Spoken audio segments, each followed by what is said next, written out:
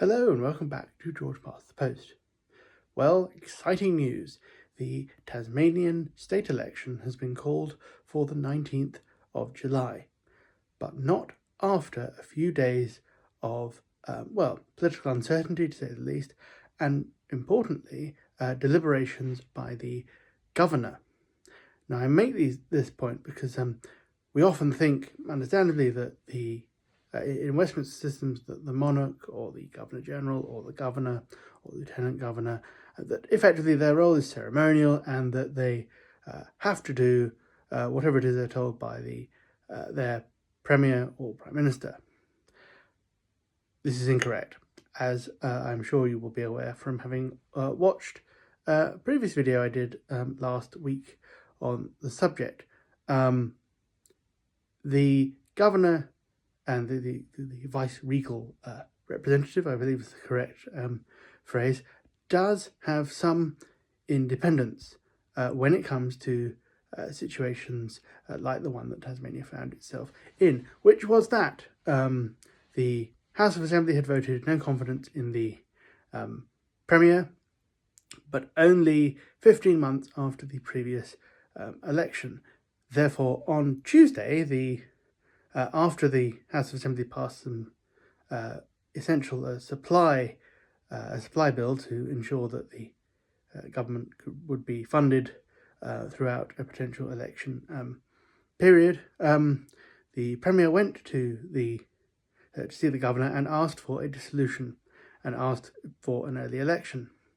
However, the governor at that stage said that she was not prepared to grant dissolution at that point because, and so using her powers independently from the Premier, she thought that other options should be explored. In other words, to see if another government could be formed. And there were basically two options: a new Liberal leader who could potentially form another minority government, or the leader of the opposition, the Labour leader, seeing if they could form a minority government. And so she deliberated. She consulted with the Labour leader, and what basically happened is the two potential alternative governments, the Liberal Party made it clear that they were not going to change their leader, and the Labour leader made it clear he was not prepared to form a minority government because he was not prepared to govern with the support of the Greens. And so, having gone through that process, the governor concluded the only option was to grant the Premier's request for dissolution and an early election. And I think it's important that we realise that, as I say, the Governor-General, etc., they're not totally ceremonial. And in fact, they do have a key role to play in situations such as these. And I say this because, it may not be Tasmania. Somewhere near you, there could be a scenario where a government loses a no confidence vote. And you might think, oh, well, if the Prime Minister demands an election, the King has to do whatever he's told. Well, in those circumstances, he does not, or, pick whichever country you want. So Tasmanians will head to the polls on the 19th of July.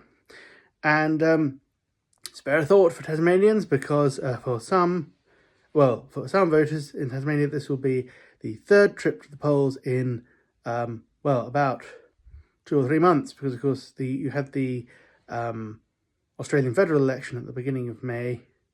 Then at the end of May, in 3 legislative council constituencies, there was an election there. And, of course, now another trip to the polls on July the 19th.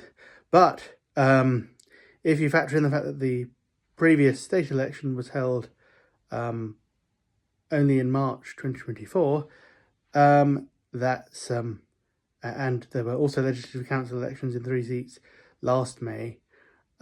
So that's people's 3rd or 4th trip to the polls in just over a year. I would love it because, as you can tell from all these videos, I do love elections and voting systems. And don't worry, I will be doing a video on the House of Assembly voting system, the single transferable vote Herr Clark system. So you've got that to look forward to. Anyway, I've made my main points, which is that this episode highlights the independence of the governor or their equivalents. Yes, Tasmanians will get to head to the polls again. All right, see you next time. Goodbye.